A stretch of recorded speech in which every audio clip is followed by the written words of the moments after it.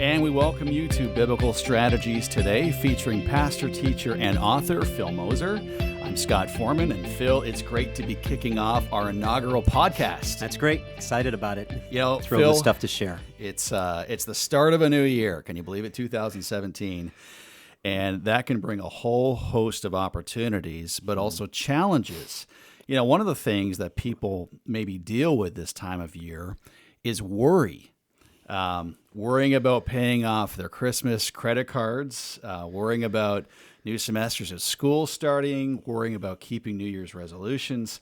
You know, Phil, as we take the next week to talk about worry, can you tell us a bit about what the Bible says about worry? Sure. Well, one of the first things that the Bible says, Scott, is that worry is not circumstantial. In fact, I love this Tim Challies quote that I once heard. It says, "Worry is not caused by the presence of difficult circumstances, but by the absence of confidence in God and His purposes."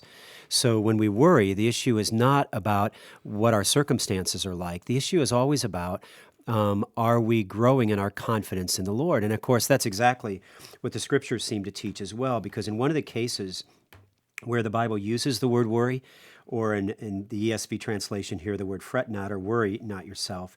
In Psalm 37, it says, fret not yourself. And a little later it says, worry not yourself because of evildoers. So 3 times it references that.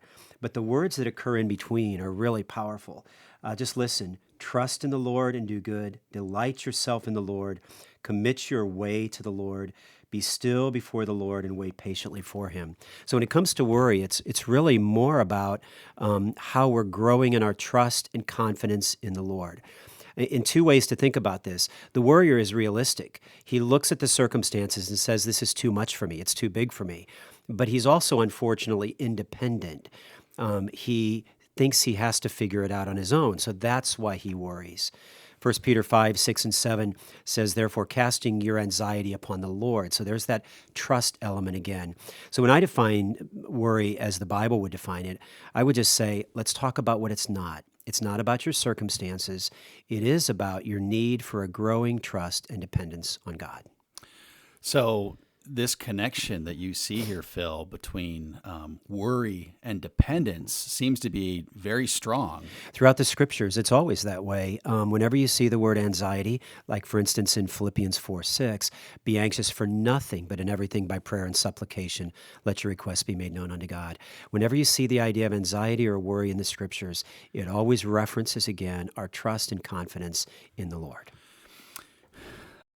So worry is something that we all can struggle with. We just want to mention to you that in his powerful and widely used book, Safe in the Storm, Biblical Strategies for Overcoming Anxiety, Phil exposes anxiety for what it is and provides practical, ready-to-use tools and resources to help you begin to apply God's solutions to worry for your life.